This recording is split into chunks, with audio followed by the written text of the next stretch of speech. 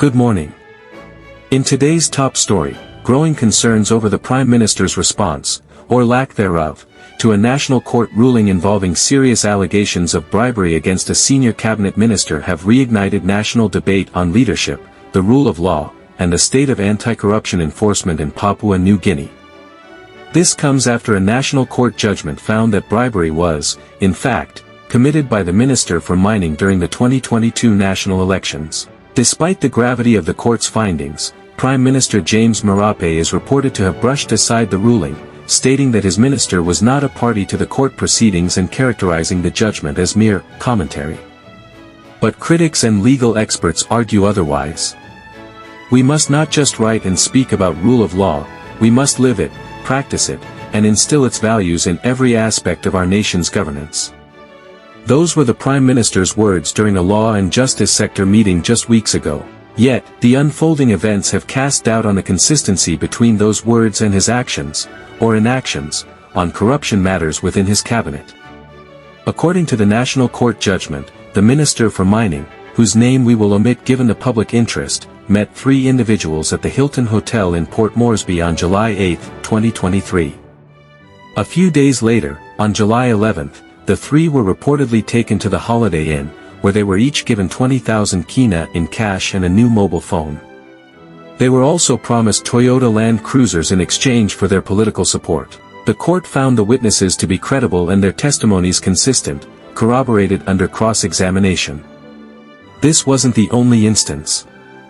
A second allegation, this time concerning the gifting of motor vehicles to electors, also resulted in a similar finding. The court stated clearly that bribery had taken place, identifying the giver, the recipient, and the property exchanged. Despite this, Prime Minister Marape, known for his strong public rhetoric against corruption, has not only failed to take disciplinary action against the minister but also cast doubt on the court's ruling itself. Whether the standard of proof is civil or criminal, the court made a finding based on admissible evidence. To downplay that finding is, at best, a misreading of the law, and at worst, an abandonment of principle. Indeed, this is not the first time questions have been raised about Marape's handling of ministers facing serious allegations. Just last year, another cabinet minister came under fire for allegedly misusing public funds under the Connect PNG program to pay for personal medical expenses abroad. Instead of disciplinary action, the Prime Minister announced an administrative audit, an internal government process, rather than launching an independent investigation or referring the case to police. This pattern has raised broader concerns.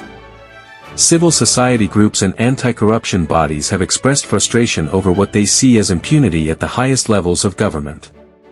In a nation where corruption is often cited as one of the most significant barriers to development, critics are asking, when will the Prime Minister act? The Prime Minister cannot selectively apply the rule of law. If you champion anti-corruption, you cannot defend ministers implicated in court rulings. Otherwise, the message to the nation is clear: there are no consequences for the powerful. The roles of law enforcement and oversight bodies are now under the spotlight as well. The Independent Commission Against Corruption, or ICAC, established to be a robust anti-corruption watchdog, has reportedly been under-resourced and unable to act decisively. Its own chairman recently expressed concern that ICAC lacked the tools to do its job effectively. But the law is clear. Under Section 17 of the Organic Law on the Duties and Responsibilities of Leadership, the Ombudsman Commission has the authority to initiate investigations on its own motion. Similarly, ICAC and the police have powers to act upon reasonable suspicion or based on public intelligence. No formal complaint is needed. Yet, in this and several other cases, action from these institutions remains elusive. The police can arrest based on suspicion. A court finding should be more than enough. The delay is not legal, it is political. Many now fear that continued inaction, both from the executive and enforcement arms of the state, is sending a dangerous message, that accountability is optional, and corruption, no matter how serious, will be tolerated if politically convenient. This comes at a time when citizens are calling for clean leadership and higher governance standards. A 2024 Transparency International PNG survey found that 68% of citizens believe corruption is worsening, and more than half of respondents expressed little or no confidence in institutions to tackle the problem. With rising crime, widespread unemployment, and deteriorating services in many districts, the public mood is one of fatigue and frustration.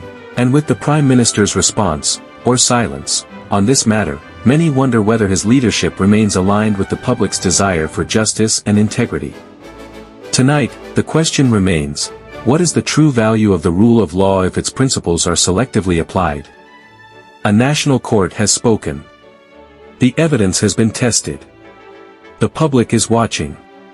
Now, it is time for the Prime Minister, the police, the ICAC, and the Ombudsman Commission to act, not later, not someday, but now. Until they do, the promise of justice will continue to ring hollow for many Papua New Guineans. This is a citizen, reporting for PNG News Brief. Stay with us for more updates in the next episode. Please like, subscribe and share.